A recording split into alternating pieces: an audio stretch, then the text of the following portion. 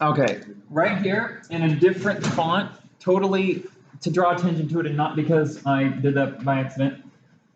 Game Jam is November 12th through the 14th, 6 p.m. to 6 p.m. That's a little confusing. It's 6 p.m. on the 12th through 6 p.m. on the 14th. It is in Ellings 308. I hope that's how you pronounce that. As always, if you want to show your game / concept / idea at the start of a meeting, let one of the execs know, and we'll give you a little bit of time to stand up here and talk about it, instead of listening to me talk about bead doors. Dues are not required, but if you want to pay them, it is not too late. If you want to be eligible for Game Jam prizes, make sure you pay cash or check only. You can talk to me after the presentation about that. We will get you sorted out. Okay, tonight's topic is writing characters and dialogue. If you saw my announcement, I talked about how story writing is literally the best thing in the world and why everyone should do it. Actually, I didn't say that, but you can drop examples or other contributions at any time. Just interrupt me. If you think of something, that's totally fine. I might pause for questions, but generally it's best to just ask immediately. So yeah, writing characters and dialogue, bottom text. First, let me define some terms. Now, this might be insultingly basic to some people, but then again, some of you might never have run across these or might have heard them, but don't necessarily know what they mean, so I'm just going to run through these.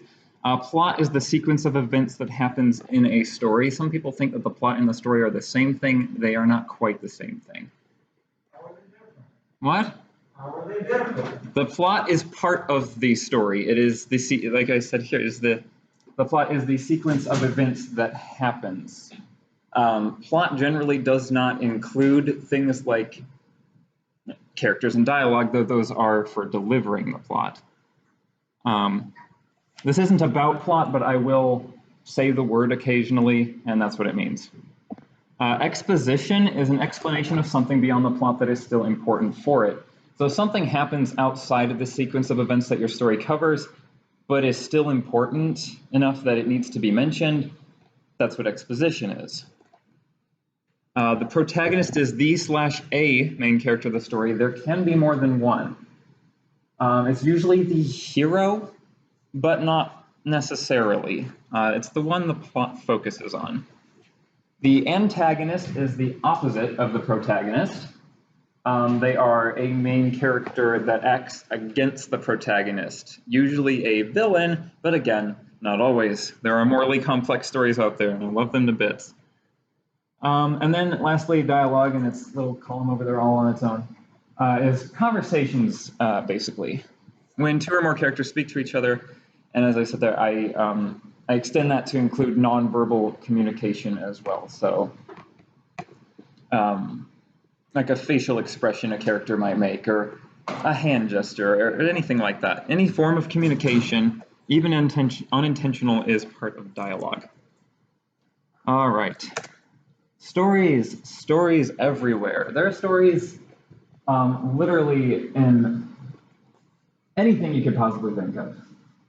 These are just a few examples: video games, visual novels, movies, TV shows, anime, cartoons, books, manga, comic books, graphic novels, plays, musicals, and more. Chances are you like at least one thing out of at least one of these categories. All right, established relatable link to the audience. They are very, very powerful things. They inspire us, move us, entertain us, make us laugh, make us cry, and expand our minds. Or maybe they're just something we do to waste time. Either way, they're powerful. Good writing comes in many forms. These are all stories that I happen to think are written really well. I see some approval from the audience. That's good. I'm not meaning to say that my opinion is the best or that these are the only good things or even that these are the best of all the things out there. I just wanted to include a variety of different things that are all well written in one way or another in order to show that these two are almost nothing alike. Okay? They have almost nothing in common. They're thematically completely different. There are different types of stories. They're even different mediums, but they are both very well written and they convey their message really well. Yes? Was what? That is two. That is two. That's my favorite one. Ghost in the Shell. That's Angel's Egg. It's another movie by the same director as Ghost in the Shell. The really knowledgeable among this audience, that might be nobody, would have noticed that all three of these films are by the same director.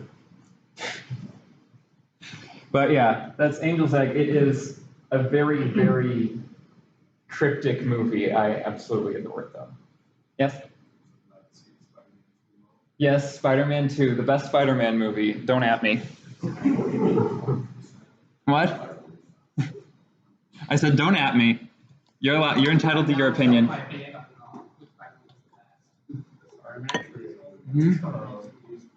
It's great, but Tom Holland's the best Spider-Man. I'm gonna say Tom Holland's the best Peter Parker. Yes. I will definitely say that Tobey Maguire is not a good Peter Parker. Even though I grew up with him being Peter Parker and I love it. All right. There's even a few like stage musicals on here. Video games, anime, live action films, all sorts of things, and books. Some of you also may have noticed that I literally put Edith Finch right next to Scout Finch. That was another joke. All right, there is no single formula for writing. As I was trying to illustrate with that last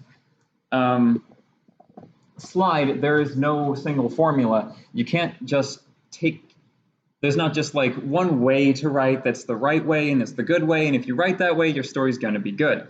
There isn't one. There's so many different types, everyone has their own style, and if you write, you'll discover yours in time. This is some of my process and some of my tips, but they are not meant to be universal, and they're not meant to be the end-all, be-all of writing. I'm not that powerful, and I don't think anybody is, honestly. As I will be using as an example a couple times in this section, in the section on characters particularly, I'm making a game. It's called Temerity. It doesn't exist. It is just a screenplay right now, and some art that I commissioned from this person on Twitter. You can go check them out. They're a very versatile artist, and they're just getting started. So any traffic I can direct their way, I would very much like to. Those are both the same character, by the way.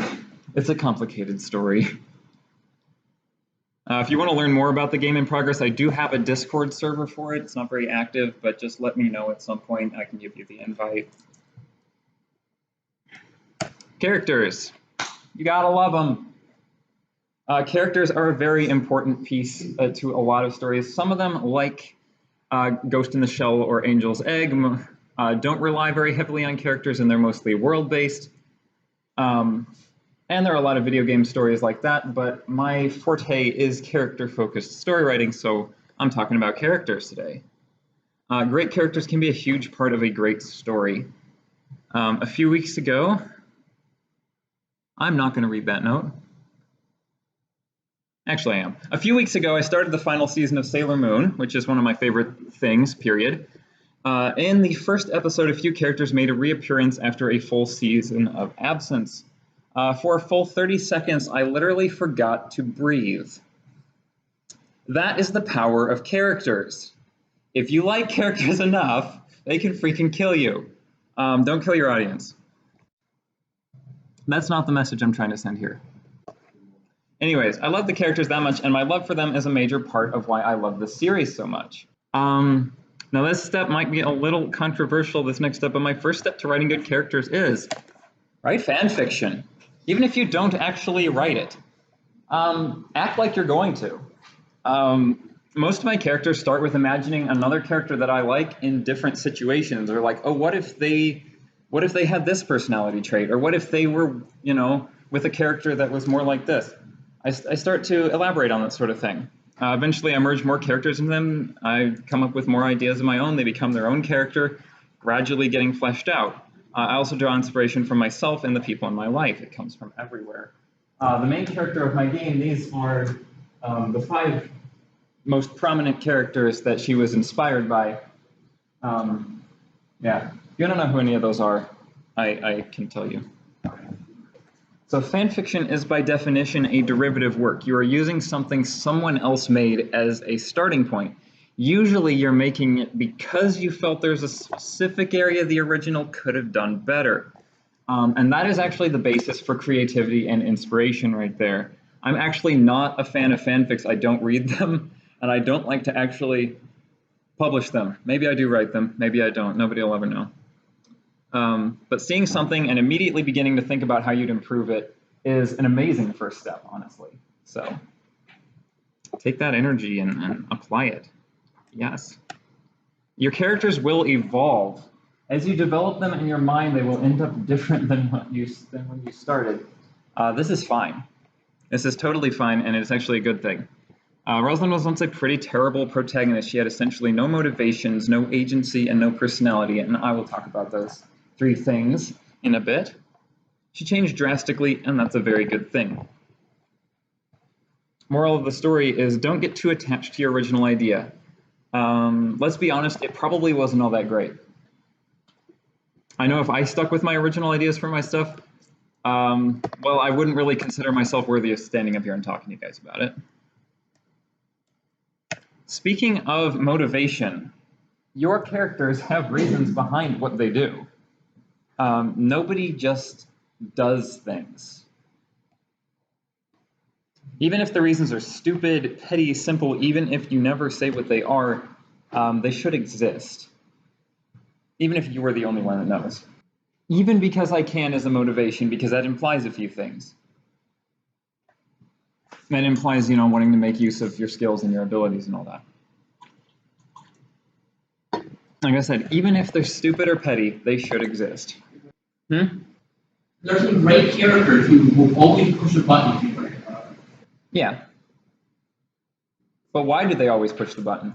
Because they can. They will always push the button. Just because they always will, or do you think the writers, yeah, because they want to see the outcome. They're curious. Anyway, you also have to. You generally would want to support motivations by building them up. Again, even if they're unspoken, build a foundation for them. Let us see where your characters are coming from. At the very least, tell us. This is especially important for antagonists, our villains, but not always, since they often do things that go against normal morality or common sense. But it's important for any character. What are some of you guys' favorite villains? Kind of curious. Yeah? Mr. Freeze, Batman. Okay, so I'll admit I haven't watched as much of Batman the Animated Series as I should have. Right, yeah, I know about Mr. Freeze. I'm assuming he has something of the same backstory as he does in the Arkham games. All right, that is a good motivation. Sasha. Killmonger? Yeah. Who's that from? What's that from again? Black Panther. Okay, yes. I was like, I know I've heard that. Yeah. I'm sorry, son. Just because it's like there's been approximately had like the grandmother from Edith. Yeah, the grandmother. From what? Edith Finch. From Edith Finch. Yeah. Was the grandmother an antagonist? That game's a little surreal, and it might be hard to say who's the antagonist. I think it was the mother that was actually more the antagonist because she was trying to shut everything out. But then again, there's also the possibility that maybe the grandmother was killing everyone. I don't know. That one's a nebulous story. That's what makes it fascinating. Is that from Fire Emblem? Okay, haven't played that, but if anybody else has played Fire Emblem, I don't know. MCU Thanos, that's another good one, yes. I'll admit, I was getting teary-eyed during his backstory in the theater. For Thanos, I really was. It's like this boy, this sweet, massive boy, you know? Yeah? I've got 2 out there. The one I want you to know is GLaDOS from Portal. Oh my god, GLaDOS. Like 2 people I know who are taking the later advanced books. The later what? Who are taking the later advanced books. I don't think I know what that is, but... Kuro from Oregon Blackboard. I'm sure that's good. Oh, that's another good one. I don't know that the bird has motivations, but it's possible. Well, I know that the bird has. I know there's motivations for a bird in that second one, but I haven't seen that. I haven't played that one. A lot of times the motivations won't be necessarily on the surface, but the writers were likely thinking about it. Little cipher from Gravity Falls. I've seen like the first 3 episodes of Gravity Falls, and don't worry, my siblings are already planning to hang me for that.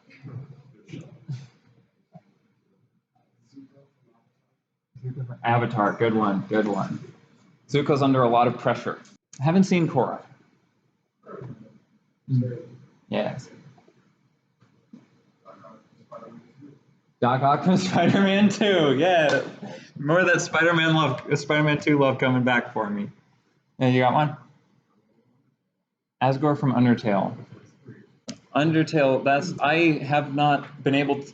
Asgore, actually, funnily enough, is the reason I can't beat that game. I can't get past him. Yeah.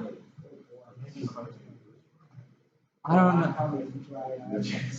My younger sibling, who is absolutely trash at video games, has beaten Undertale, but I can't do it, and I don't know why. Got stuck on I freaking murdered Undyne. Oh my gosh. Undyne didn't stand a chance. What? I didn't do a genocide run, but I did kill Undyne. I was in the middle because I just did whatever was easiest. Hey, it's a strategy. Anyway, so we've heard some great antagonists out here, and almost all of them are motivated in some way, shape, or form, even if they don't tell you. I assure you the writers are thinking about it. Speaking of agency, this is something I was talking about at the end of like another meeting, and how this pertains to video game development. I did actually include a note on this. Nice to me. Anyway, agency is the capacity to act or exert power. Sometimes a character should just be pushed along by the winds of fate, but not usually. Usually they should have some control of their destiny within the context of the story. The debate that happened, and it was a very insightful debate, and I'm glad it happened, was that is a player character in a video game, do they really have agency if you're controlling them? And I guess my response to that is, can you really say any character has agency when the writers are controlling them?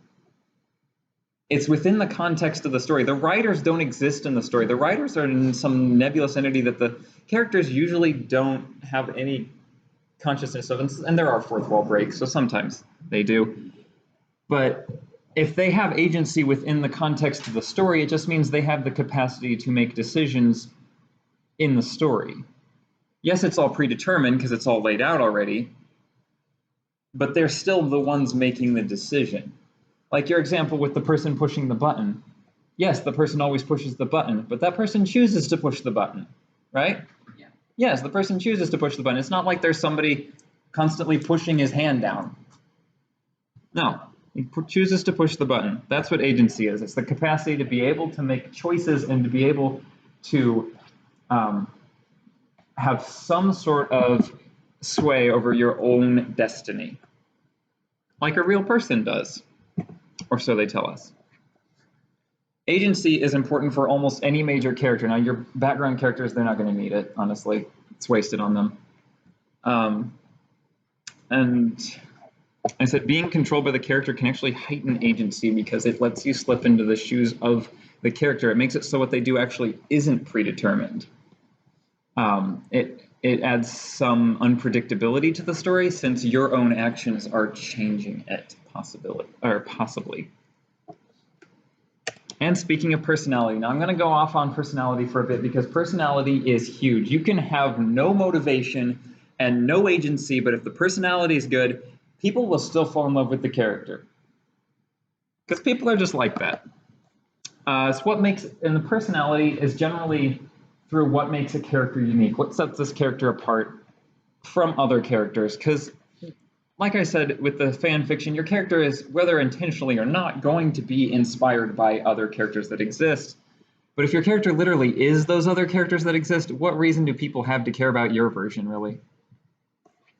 You should make them unique. You should make them your own, and you should get to know them. These little things could be just for your own reference. They don't even have to make an appearance in your writing, though it's actually kind of cute when they do. Like, what's your character's favorite ice cream flavor? Would they enjoy watching a basketball game? How would they respond to a restaurant getting their order wrong? And those seem like casual everyday things, but think about a character from something epic. Like, think about, how would Lord Sauron, would he enjoy a basketball game? Absolutely. And the funny thing about this, though, is it actually doesn't matter what you think about that. It made you think about a character in a way that you normally wouldn't have, unless you're weird, like me. But it expands your perception of the character, and if you do that sort of thing with your own characters, you end up developing them more, because those things might end up becoming truths. One random silly thing I remember is Elizabeth from Bioshock Infinite. She wants a puppy. She wishes she had a puppy. I thought that was really interesting. They threw it in just one throwaway line. And I thought it was really interesting because it's like mostly that story, she is a fairly tragic figure. She's been locked in a tower her whole life. She has powers that make her a hazard to everyone, and everyone's trying to use her. But that they got off that high podium and made her human, even if just for a little bit. I really appreciated that. What are some random, just random things that you guys remember about some of your favorite characters? It may take a while to think of some, or not. We'll start with you. Cloud from Final Fantasy VII gets seasick easily. Get seasick easily. Escape country go on top and he hates it. Yeah. Well, from what film? For some reason, I remember that Natsu from Fairy Tail also gets motion sick really easily. I haven't watched much of Fairy Tail, but I remember that much. I also had an example that Edward Elric from Full Metal Alchemist, he hates milk. He passionately hates milk. I took that down because it was not a video gaming example, but I still wanted to talk about it. Yeah. From Hades? I need to play that. But it likes fishing. Nice. Right. Over there. So I had one. Oh, you was raising your Well, I hand. was gonna say, I don't know if this really fits with what you were looking for, but Shells from Portal, they confirmed that she can talk. She just chooses not to talk to the robots. That's actually, that's honestly kind of a different thing, Yeah, so that's why I kind of. but it's still cool. It's still cool. It's still something I'm glad that you told me because I didn't know that. All right. You just got one? Yeah, I got one. Yeah. I completely forgot his name, so the band character in Magic Weeks. Angus. Angus, thank you. Used to run cross country. Mr. on Cross Country. Yeah. I find it especially hilarious and charming when these things, like these little tiny details, are applied to any character that is in any way grand or threatening or epic, or especially villains who are normally just evil figures, but it makes them much more human. And it's a very enjoyable thing to see. Child. Huh? They don't have a favorite child. Thanos? He's a favorite child. He's a- He's different, more and he just dies. Hmm. He's a favorite child. Hmm. Maybe he's racist. I don't know. So I have a question. So does that mean not all information provided about characters will be useful?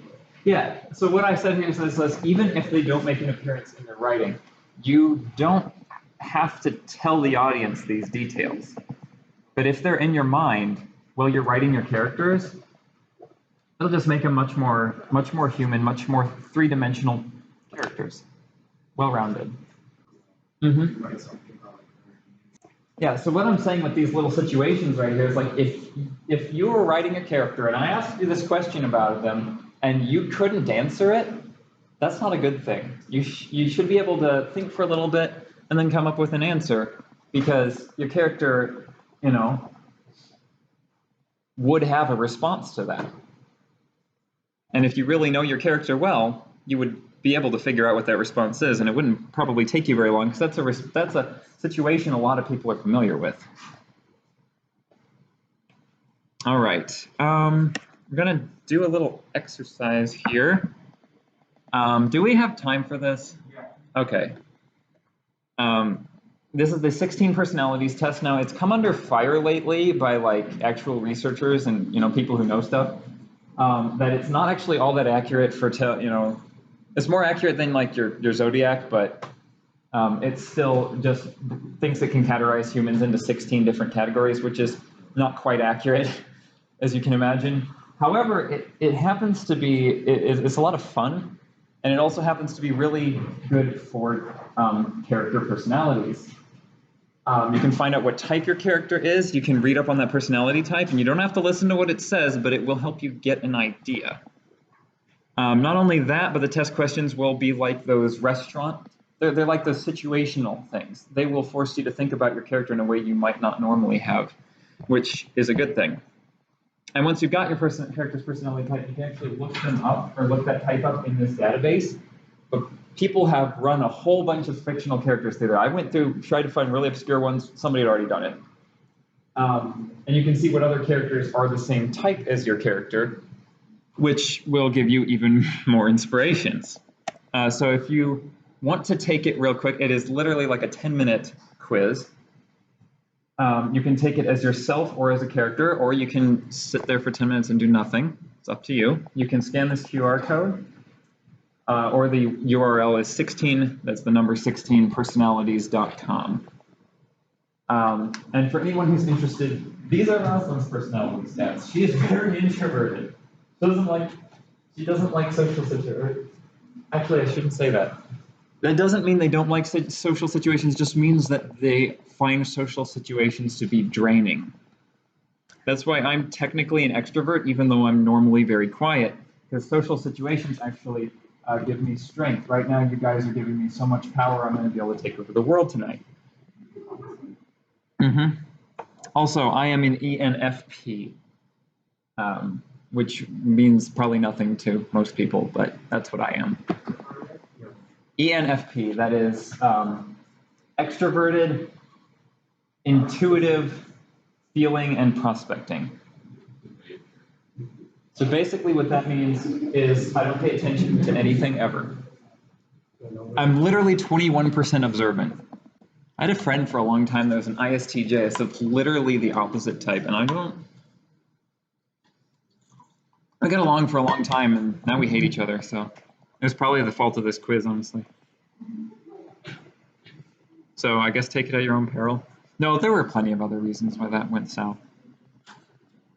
The quiz isn't going to destroy any friendships. No more so than Mario Kart, anyway. It can be a character you made, or it can be you. Or it can be one of your favorite fiction. It can be anybody, yeah. It can be the person sitting next to you. You just make judgments about them. Who cares? What? That's a good icebreaker. Take that 60 personalities test of the person next to you. Yes. I've accidentally cracked the code. Oh my gosh.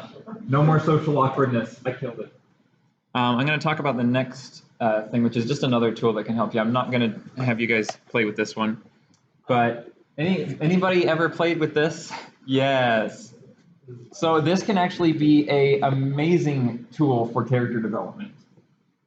It can be super ridiculous. It's a lot of fun, honestly. But it allows you to role-play as your character in strange, randomly generated situations. You never know what it's going to throw at you. I was like I don't know, I was like a tycoon of like some monopoly for distributing whales at one point. I don't know. Anyway, it really gets you thinking, what would my character do or say in all these situations? It's basically like all those situations, I was like, you can come up with those on your own, but this will literally throw them at you, one after another. You'll barely be able to keep up.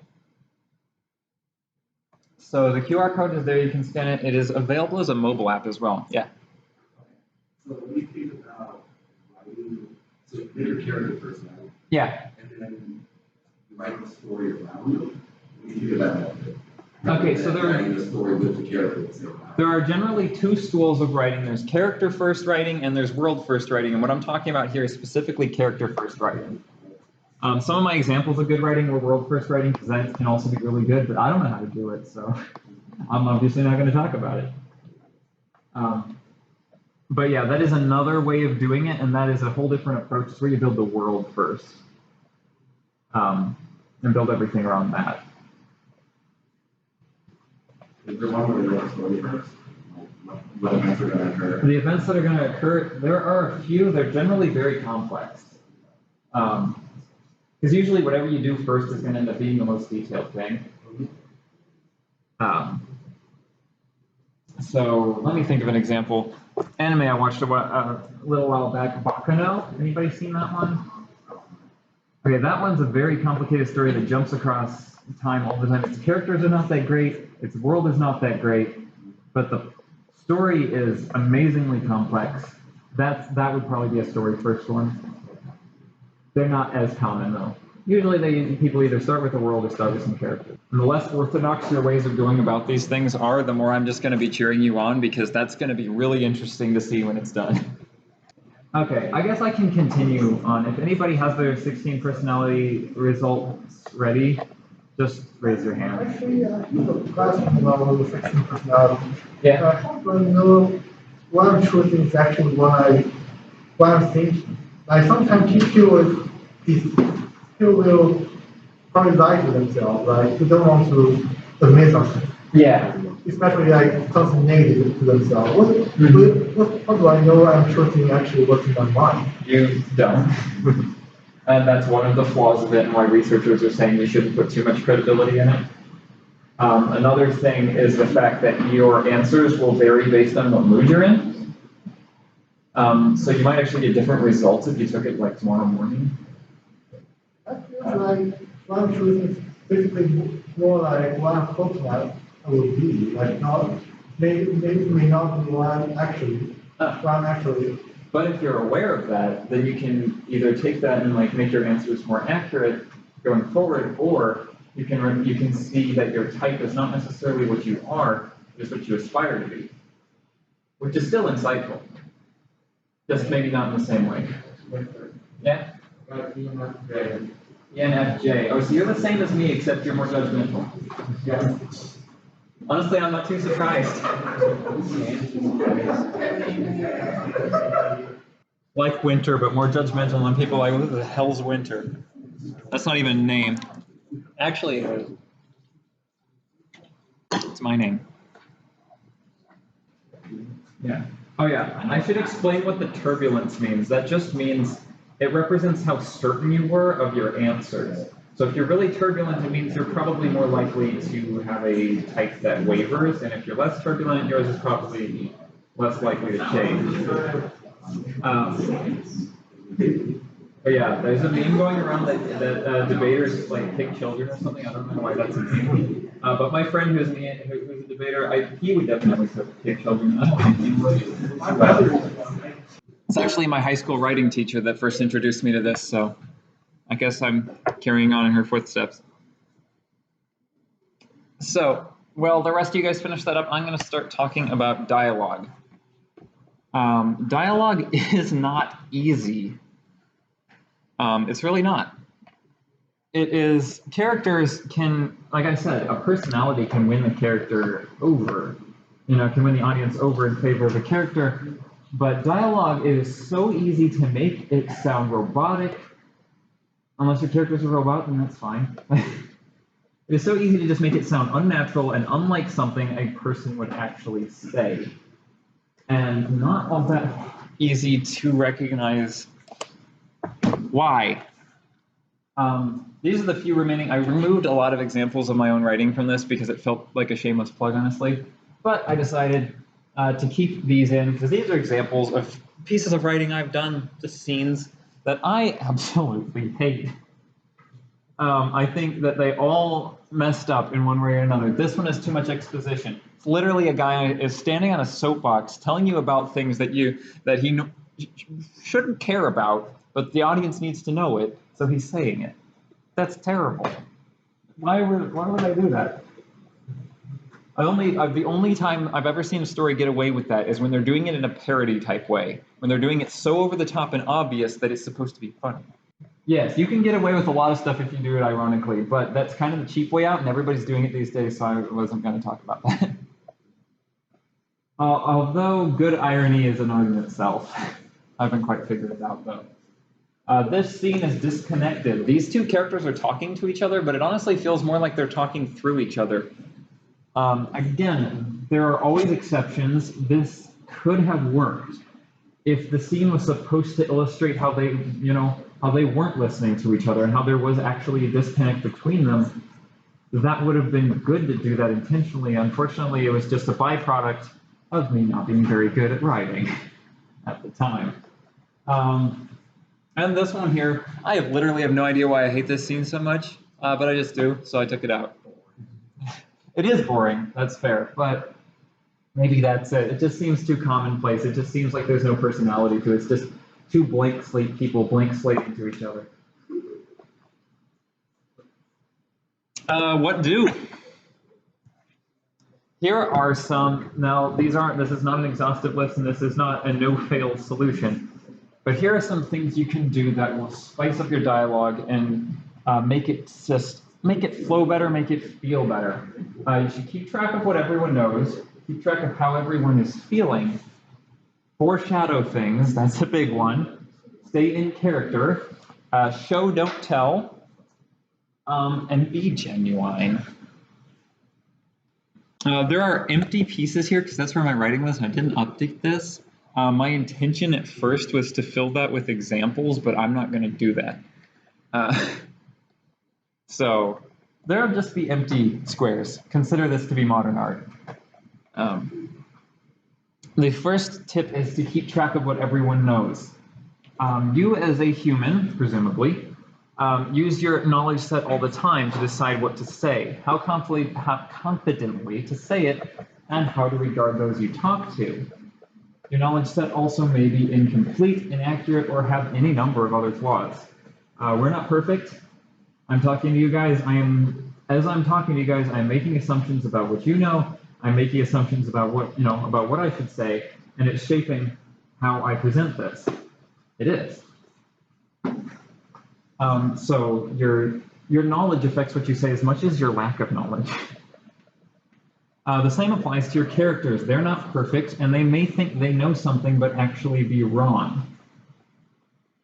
They may be right but doubt themselves. These are very good things to be thinking about when writing dialogue. So this is notably important for complex stories, especially those that are non-linear or multi-layered, like time travel. Any story with time travel always ends up being non-linear or multi-layered. So they really have to keep track of this. The example I had up there, and I actually remember this because it's my own writing and I spent a lot of time on it. I have a character goes through some time warping that is just happening when some of these powers are going berserk at that point, so there's just a lot of time warping being one way happening. But she's fighting with this character. It's in the middle of a boss battle, actually. It's the boss that's doing it. She's fighting with the main character, and then she meets, in this time warp, a version of the main character, a younger version of the main character from 50 years prior. And writing dialogue for what is the same character but 50 years prior is not an easy thing to do, because you have to take into account the fact that they have much less experience, they know much fewer things, but they're still the same person, so they're still going to have some similarities. Not only that, the character that's talking to her, that's very complex as well, because she's just been fighting with her, but then there's this like 50 years past version, which bears no resentment against her, and those two are fine. It's very complex, and you need to be thinking about it, especially if your stories are complex and go in directions like that. What are some of you guys' favorite complex stories? I know my example was Near Automata. That one, very hard to follow story but they do a good job of keeping track of what everyone does and does not know. Yeah. Tenet? Yeah. That is, I don't remember what that is. The Nolan movie. Huh? Okay. I've heard good things about it, but I only have so many hours per day. Yeah. Inception, yes, that one comes up a lot. Inception's very complex. It doesn't quite do time travel, but it is multi-layered. Literally. All right. Yeah. Hunter? I've heard it both ways. That's just how I say it. I don't know quite how complex that one is, but if it's everyone recommends it to me after I say I like other complex anime, so I'm guessing it is. Do you think it pulls it off really well? Do you think they manage the what everybody knows really well? Oh, well, you always know it's good when the YouTubers take to it like that. Yeah. I want to go possibly. Huh? Oh, possibly. That's a book. Yeah, That's a book, really good book. That's not a book I've read or even heard of somehow. Is it a popular one? Or? It's a story about a story about a story. Okay, now I'm reading it because I absolutely love that. One of my examples I had up here, the oddly titled Princess Tutu is actually like that. It's a multi-layered story within a story within a story. It's a very complex story. You'd think it's just a ballet anime for little girls, but it's that in one. Called John Dies at the End? Yeah. Well, that's kind of a spoiler. You might have to read the book in general. It's called Ground Zero. I would imagine so, yeah. Does John die at the end? Or actually, wait, don't spoil it for me. It's a really surreal story. Love surreal stories. It has this dimensional sound, like time travel, depending on how you look at it.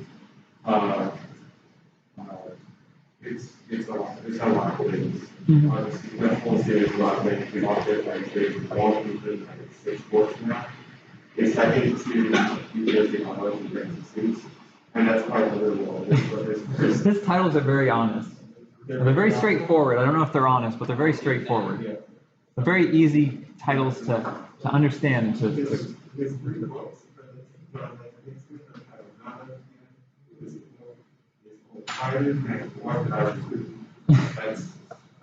Honestly, that sounds like a meme, but they're actually real books and they're good. Surreal stories in particular actually do have to. You wouldn't think that you wouldn't really notice that they're necessarily doing that because they're surreal and there's a lot of people doing things that don't make logical sense to us. But the writers really are. What? The writers really are having to keep track of, and it's a lot harder for them because it's so surreal, and because there's so much going on in a surreal story. One of my favorite anime is very, very surreal. Yeah. What? Steins Gate, yes, I have. I've heard it's quite complex. People keep telling me to watch that one too. Yes. 2001: Space Odyssey. That's another one I need to watch. Oh, that one's Kubrick, right? Yeah. Yeah. Keep track of how everyone is feeling. Now, I basically covered the thinking, and with the last one, this is the feeling. Emotions are complicated, but your characters are probably feeling them. There are emotionless characters; they do exist, and that's fine. But if your character is a human or other animal, what experiences emotion, like I know for damn sure my cat gets emotional.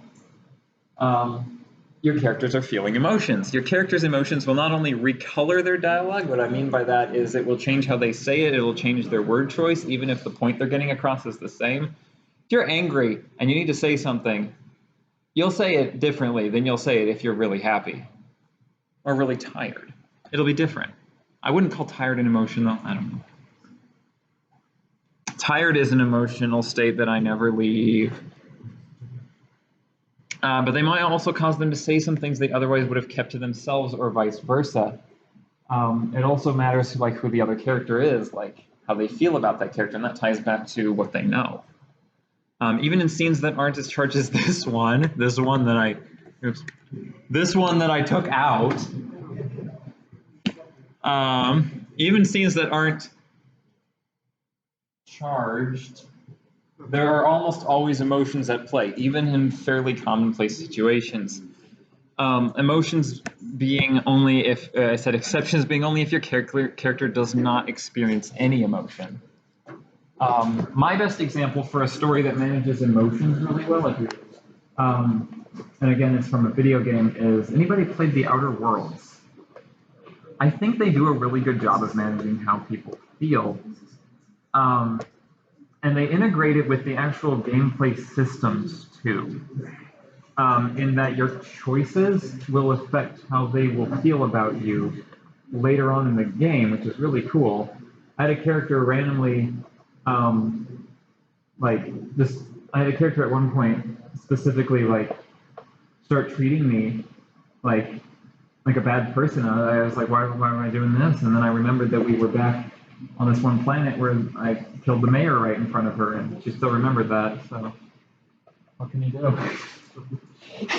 But the fact that they retained that and they kept track of that, and they even did it in the actual programming of the game, not just in the writing, I found really impressive. Do you guys know any that manage emotions really well? Yeah. Any Telltale game? Yeah. And it doesn't have to be a game that that's a branching story path, choose your own adventure type game. It doesn't have to be a game at all. But yeah, those are good examples.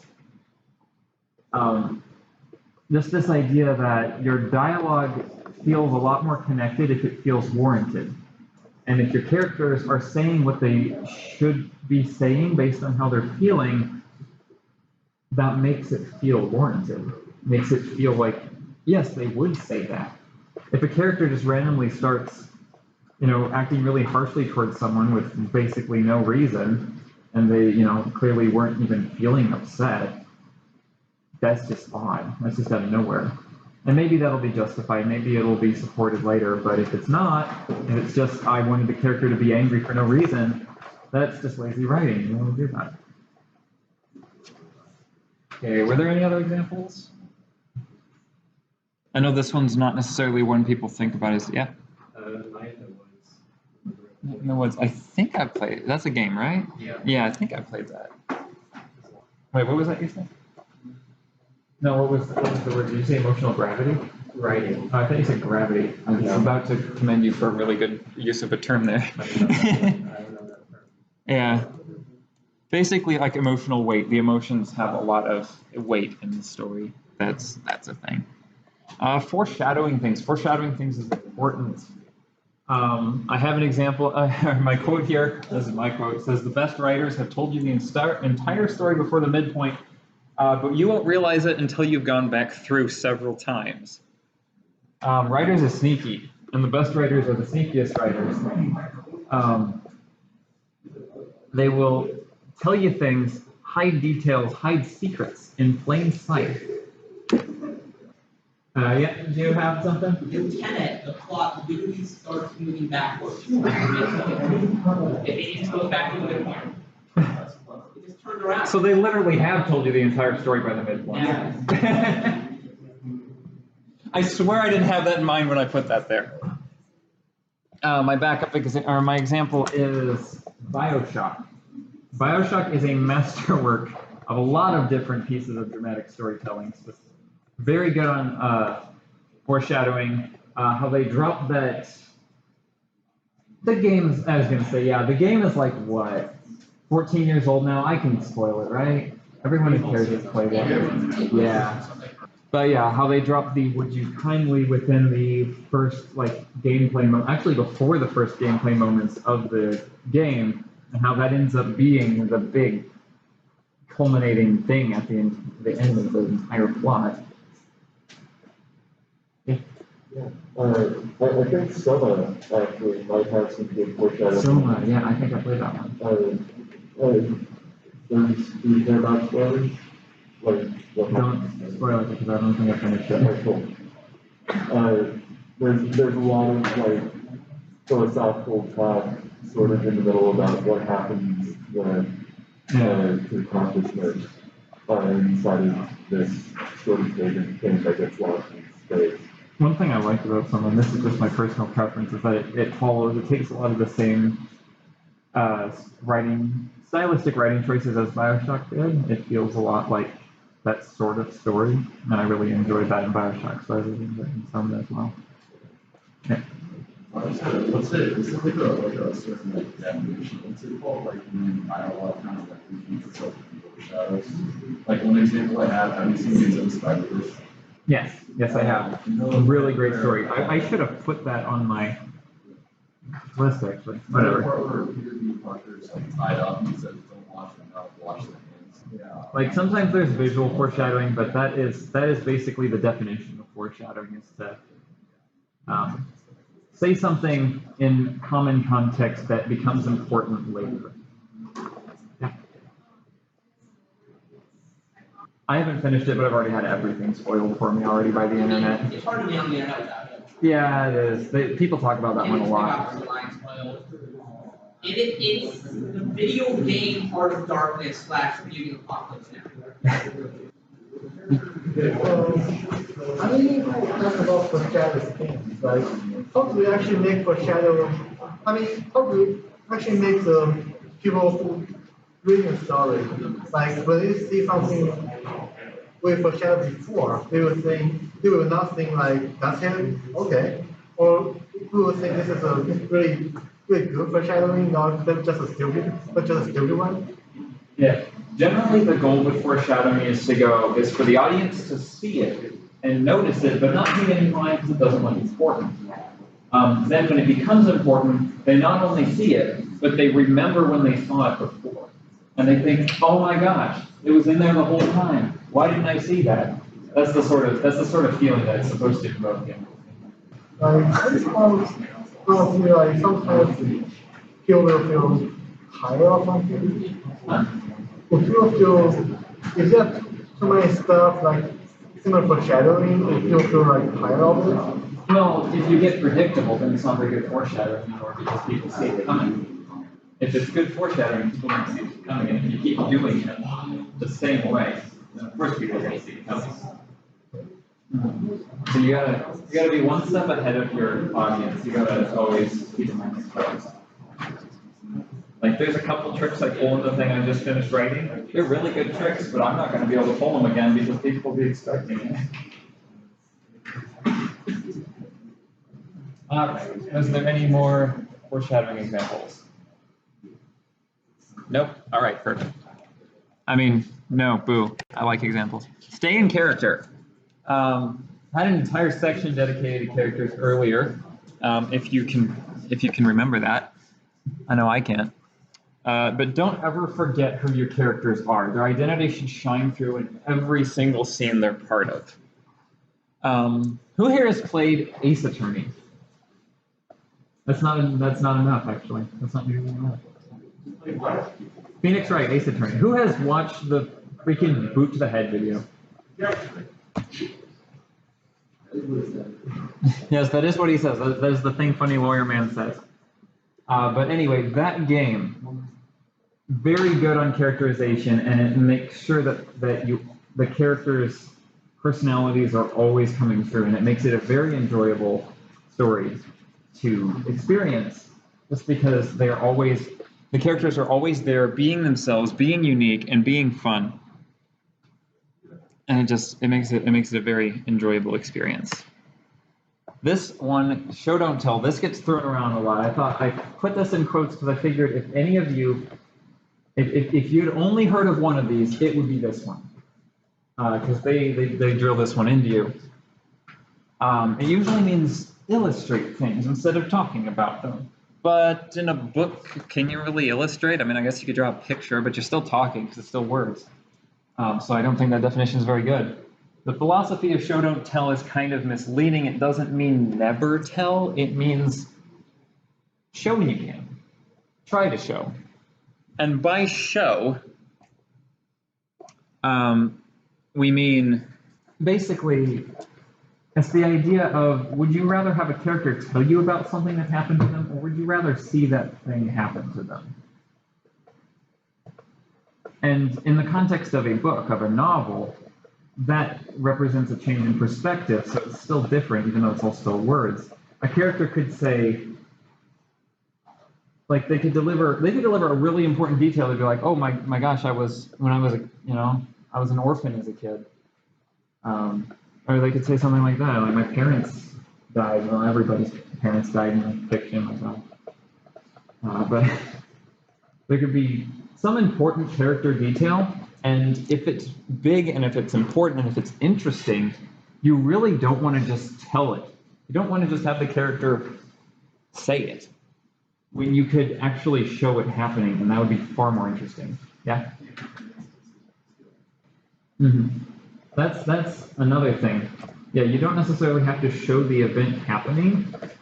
Show don't tell can also mean introduce us to the idea naturally. Like have it come up naturally in a conversation, but ideally, there are some things you know about characters, like details you know about characters, that they actually never said at all. And you can glean that just out of the way they act and out of the way they respond to certain situations. And that is very hard to do, and I don't really have any tips for doing that because personally, I can't even figure it out. But if you can, good on you, tell me how you did it. My scripts do tend to be pretty dialogue heavy. I talk a lot. My characters talk a lot. So, yeah. And then be genuine. This one is a difficult one to nail down. There's no like concrete anything for it. Ideally, the love and care that you put into your writing, which there should be love and care that you put into your writing, should shine through. It should be obvious that you wrote it because you had a cool idea and you wanted to see it made real, not for money, not for popularity, and not to chase the latest trends. Things made for these three purposes usually end up being very what I call soulless. They don't feel alive. They don't feel like the people making it cared. Usually, sometimes there's an exception. There's always an exception, but for the most part, if these are your motivations for writing, what comes out is probably not going to be very good. But if you truly love your writing, then others will too, and I promise that. Here's some more dialogue tips I'm going to leave you with. These are little things that just didn't fit in anywhere else. Be a voice actor. Act your scenes out in real life. You're going to look silly. But sometimes the only way to tell a line is wrong is to speak it out loud. When you feel the word coming out of your mouth, when you hear it coming out of your mouth, and it feels wrong, you won't have noticed that necessarily while reading it. Even if you read it aloud in your head, there's no substitute for actually hearing it spoken. Pay attention to your everyday social interactions. A big part of good dialogue depends on it sounding like a real conversation that could actually happen. What better to study than actual real conversations? And finally, remember that even though I love dialogue so much, it's not your only option. Some things are better left unsaid. Sometimes the things we don't say are more powerful than the things we do. If and when you write anything, feel free to ask me for feedback. I always love writing from anyone. I'm not a snob. I will read anybody's very first piece of writing, and I will give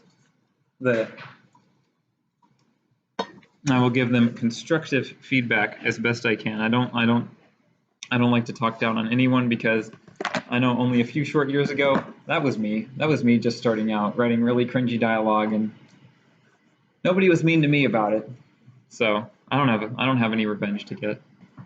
So go forth, make games, tell stories, and be awesome.